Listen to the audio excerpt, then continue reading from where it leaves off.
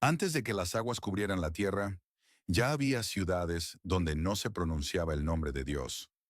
Eran ciudades sin altares, sin sacrificios, donde el humo no subía al cielo, sino que se quedaba atrapado entre muros de piedra negra. Allí vivían los hijos de Caín, y su culto no era visible a la luz del día. Las piedras de esas ciudades estaban marcadas con símbolos, cruces invertidas, ojos sin pupila, espirales truncas. Nadie cantaba en ellas, solo el sonido de los martillos y el eco de pasos que no dejaban huellas.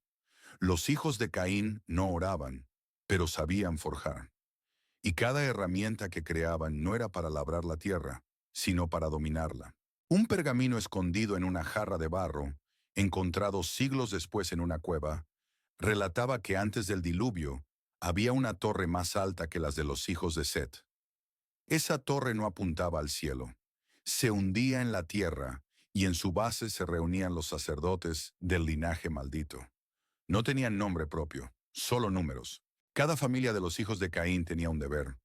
Unos fundían el metal, otros tallaban la piedra, otros escribían en lenguas que no se enseñaban. La más temida de esas familias era la que cuidaba los nombres prohibidos. Los grababan en tablillas de hueso, que luego enterraban bajo las casas, para que el suelo mismo recordara. Cuando Noé construía el arca, los hijos de Caín observaban desde lejos. No se reían, no lloraban, solo anotaban. Sabían que las aguas llegarían, y ya habían hecho planes para sobrevivir.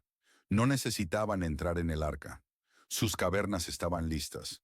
Laberintos bajo la roca, con respiraderos que se abrían hacia las montañas. En las noches, cuando los cielos comenzaban a oscurecerse, los sacerdotes del culto maldito convocaban a los suyos. Se reunían en cámaras donde la única luz venía de brasas eternas, alimentadas por aceites desconocidos.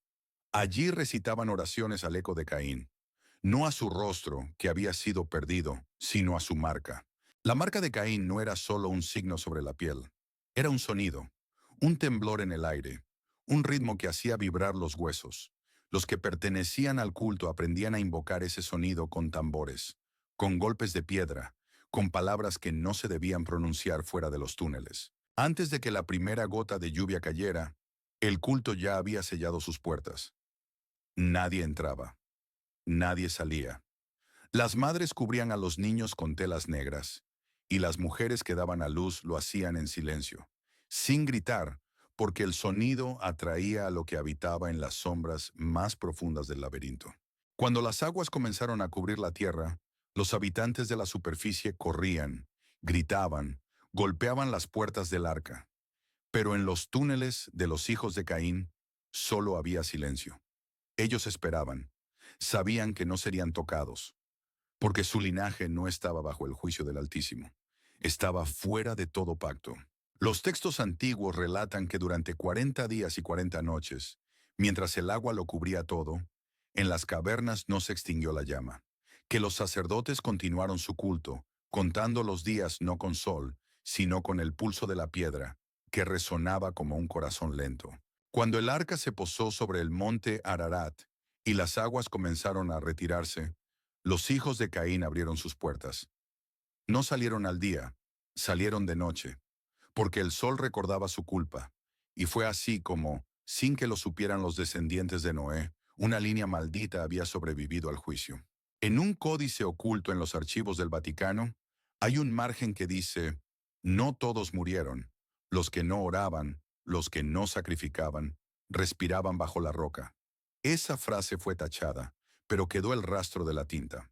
Y cuando las primeras ciudades se reconstruyeron después del diluvio, nadie preguntó por los símbolos que aparecían en las piedras más profundas. Nadie quiso saber quién grababa ojos sin pupila en los cimientos. Solo los ancianos recordaban. El culto sigue, y no necesita templo, solo sombra. Los arqueólogos modernos aún encuentran túneles bajo ciudades que no deberían existir. Laberintos imposibles, más antiguos que cualquier registro, y en ellos huesos que no pertenecen a animales, ni a hombres del linaje de Adán.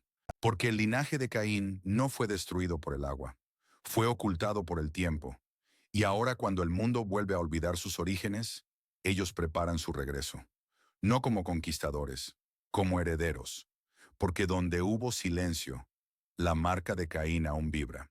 Mientras el arca flotaba sobre las aguas, bajo las montañas los hijos de Caín respiraban en la oscuridad. Las cavernas no eran improvisación. Eran ciudades antiguas, construidas durante generaciones, preparadas para el día en que el juicio cubriera la tierra. Allí abajo, el fuego nunca se apagaba, porque su culto no dependía de luz natural, sino de aceite que ardía sin consumir. Las paredes estaban cubiertas de inscripciones que ningún hombre de la línea de Set podría leer. Letras invertidas, serpientes entrelazadas, nombres de ancestros prohibidos. En uno de esos túneles, más profundo que los demás, existía una sala llamada por los suyos el corazón de piedra. Era circular, sin puertas visibles, solo un eco constante. Los sacerdotes del linaje de Caín se reunían allí en círculo, golpeando la roca con bastones de metal forjado antes del diluvio. El eco no era ruido, era palabra, era invocación. Los textos que sobrevivieron ocultos en márgenes hablaban de ese eco como el nombre que vibra en la sangre de los olvidados. Los niños que nacían en esas cavernas no veían el sol hasta los 7 años. Sus ojos se adaptaban a la penumbra. Su piel era más pálida, pero su fuerza era mayor, porque no comían lo que comían los hombres de arriba. Se alimentaban de raíces, de minerales y de algo que los antiguos solo describen como el pan de la sombra, una sustancia negra que brotaba de las piedras húmedas y que decían había sido entregada por el primer constructor de las ciudades subterráneas. Los sacerdotes enseñaban a esos niños desde el primer aliento. No rezaban, memorizaban. Cada nombre, cada línea de sangre, cada traición cometida por los hijos de Set estaba grabada en su memoria antes de que aprendieran a caminar. Sabían que no eran iguales a los demás hombres. Sabían que su deber era sobrevivir y esperar el momento de regresar a la superficie. En un fragmento roto del Libro de las Ruinas, atribuido a un autor desconocido, se lee: el pacto de Caín no fue con Dios ni con el demonio, fue con la piedra, con el metal, con la sombra. Y más adelante, cuando el agua cubra la tierra, los hijos de la piedra se reirán en el eco. Cuando las aguas empezaron a retirarse, los primeros en salir de las cavernas no fueron los adultos, sino los jóvenes entrenados para caminar entre los supervivientes sin ser reconocidos. Vestían ropas hechas de fibras oscuras. Llevaban marcas bajo la piel, no visibles a simple vista. Solo cuando la luna estaba llena, las cicatrices brillaban con un tono rojo. Era la señal de su linaje. Esos jóvenes recorrían los nuevos pueblos fundados por los hijos de Noé, observando, tomando nota, pero sin intervenir. Sabían que era demasiado pronto, que los descendientes del pacto aún recordaban el diluvio, pero también sabían que la memoria del hombre es corta y que el miedo no dura más de 3 generaciones. Algunos testimonios cabalísticos narran que ciertas herramientas de metal aparecían en los nuevos asentamientos sin que nadie las hubiera forjado allí. Herramientas más resistentes, más afiladas, con símbolos grabados en lugares donde no podían ser vistas fácilmente. Dentro de las empuñaduras, bajo las hojas. Los sabios entendían lo que eso significaba. El culto seguía entregando sus dones, no para ayudar, para recordar que seguían allí. Las cavernas no fueron abandonadas. Aunque algunos hijos de Caín subieron, otros permanecieron bajo tierra, manteniendo el fuego, el eco, la línea de sangre, porque su supervivencia no era solo física, era espiritual. Ellos no buscaban redención, no buscaban volver al favor de Dios. Su única misión era mantener viva la línea sin altar. Los textos hallados en cuevas del Mar Muerto mencionan los guardianes del eco, descritos como hombres de rostro cubierto, que aparecen cuando una civilización está a punto de olvidar sus orígenes.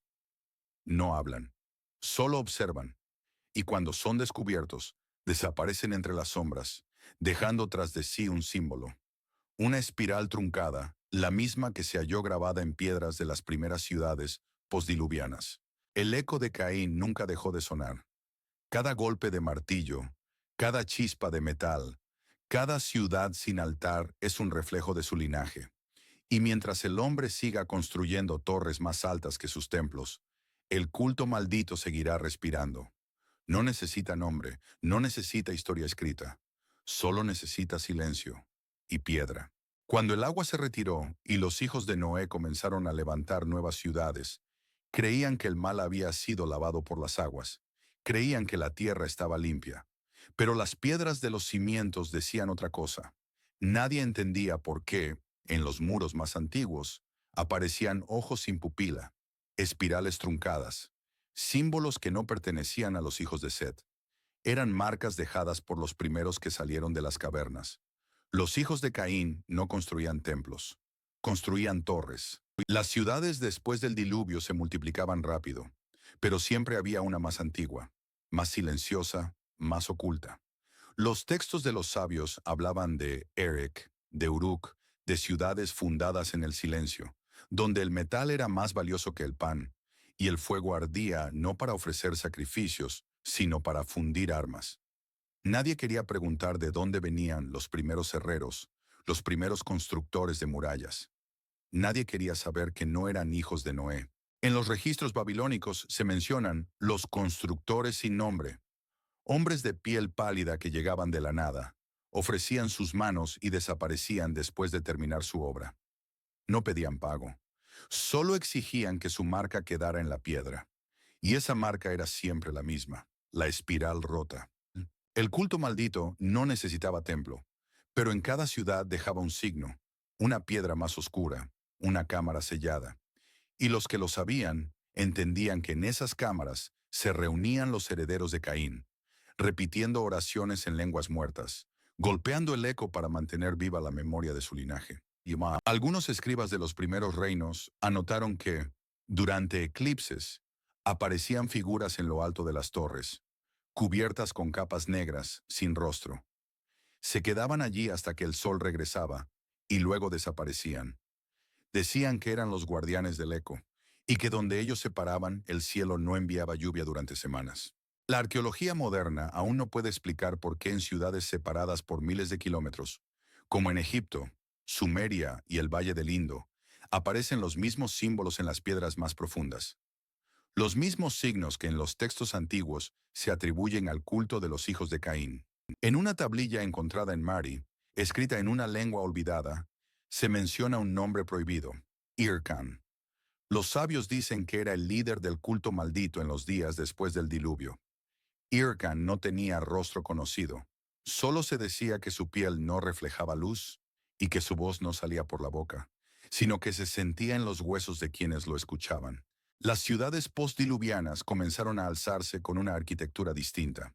Pasajes ocultos, cámaras subterráneas, conductos que no llevaban a ninguna parte visible. Los descendientes de Noé decían que era por seguridad, pero los verdaderos sabios sabían, era por memoria, porque el linaje de Caín no solo sobrevivió, sino que empezó a infiltrarse. Los templos de piedra comenzaron a cambiar. Donde antes solo se invocaba el nombre del Altísimo, ahora aparecían inscripciones sin sentido. Letras invertidas, nombres que solo podían ser leídos al revés. Era la influencia del culto maldito, que no actuaba directamente, sino dejando huellas, porque su poder no era visible, era estructural. En una inscripción hallada bajo el Sigurat de Ur, oculta tras capas de ladrillos, se lee: ellos estaban antes, ellos están ahora, ellos estarán cuando el último altar caiga. Esa frase fue eliminada de las traducciones oficiales, pero quedó en los archivos ocultos de los monasterios. Y mientras los hombres celebraban la reconstrucción de la humanidad, los hijos de Caín contaban, no los días, sino las ciudades. Porque cada piedra levantada sin altar, cada torre más alta que un templo, era una victoria para su linaje. No buscaban reconocimiento, buscaban permanencia. Hoy los arqueólogos siguen encontrando piedras con marcas que no deberían existir.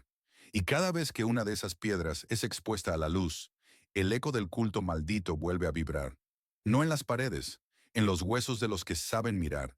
Cuando los imperios cayeron y las ciudades de piedra fueron cubiertas por arena, el culto de los hijos de Caín no desapareció.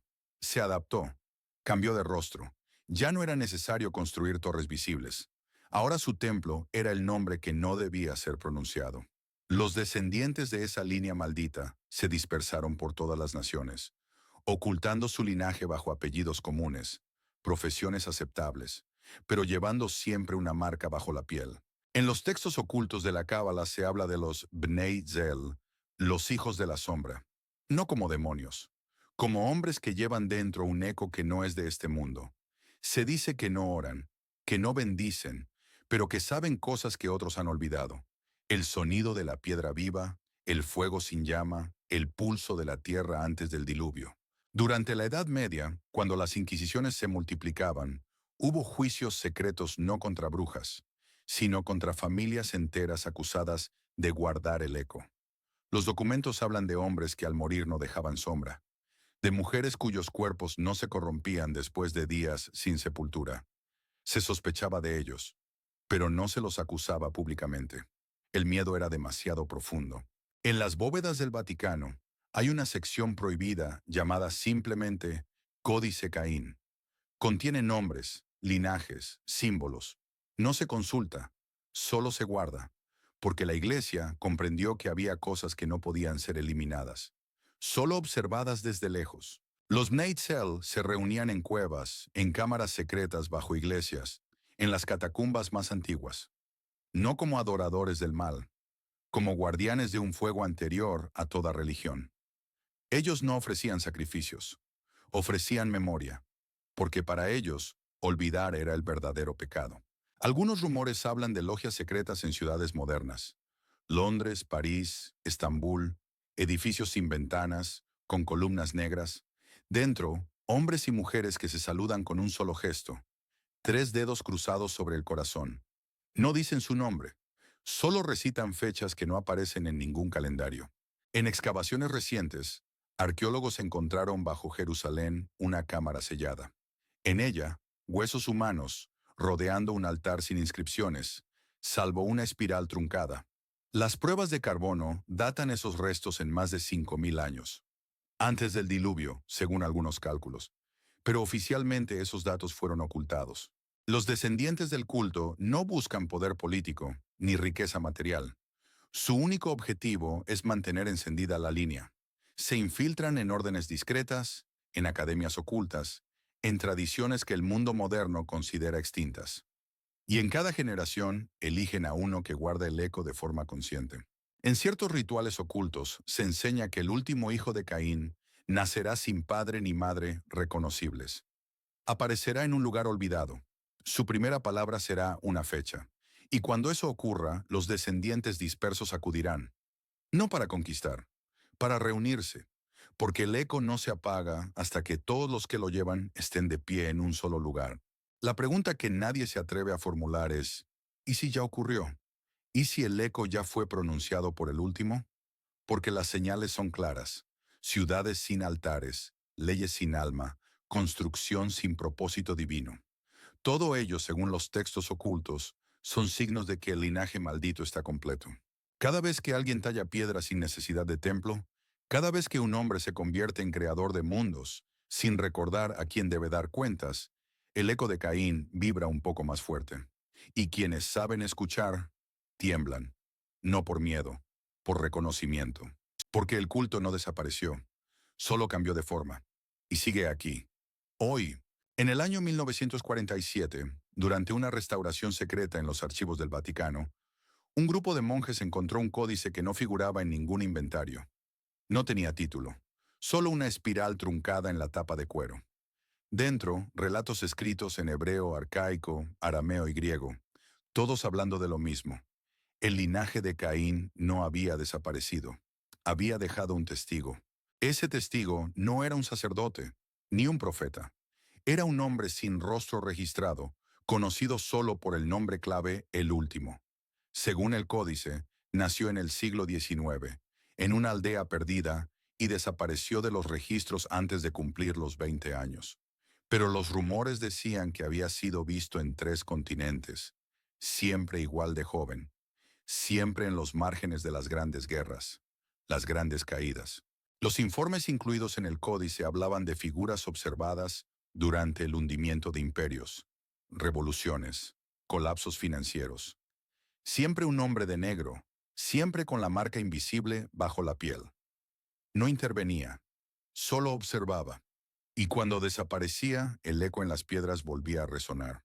Una nota marginal escrita por un cardenal en el siglo XX decía: el culto sigue, no se presenta ante el trono ni ante el altar, pero está más cerca de lo que creemos, y su herencia ya se mezcló con la nuestra. Esa frase quedó oculta, pero los que sabían la leían de vez en cuando, con temor. Las investigaciones modernas en arqueología subterránea revelaron túneles bajo las grandes ciudades, más antiguos que los registros humanos conocidos: Moscú, París, El Cairo.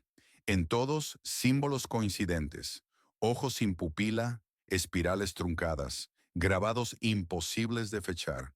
Y en todos, restos humanos de rostros sin identificar, rodeados de herramientas que no pertenecen a ninguna cultura actual. Algunos creen que el linaje de Caín no es solo un mito, que sus descendientes controlan instituciones, sociedades secretas, pero de forma tan discreta que nadie puede acusarlos directamente. Otros dicen que ya no son humanos como los entendemos, sino algo intermedio, herederos de piedra y sangre. El último testigo, según ciertos manuscritos cabalísticos, aparecerá en el tiempo en que las torres humanas superen los templos, cuando la tierra se olvide de los nombres sagrados, cuando el conocimiento reemplace la oración. Algunos sabios modernos afirman que ese tiempo ya llegó, que el eco se ha hecho tan fuerte que ya no necesita de piedras. Vibra en el aire mismo, en las máquinas, en las ciudades. El culto maldito de los hijos de Caín no busca ser revelado. Su fuerza está en el olvido. Mientras el hombre construye sin recordar, ellos sobreviven. Mientras se eleva una torre más alta que el cielo, ellos sonríen en la sombra, porque saben que el linaje no puede ser borrado, solo ocultado. Y la última línea del códice, escrita en un idioma que aún no ha sido traducido, dice simplemente: cuando el eco sea oído por todos, será demasiado tarde.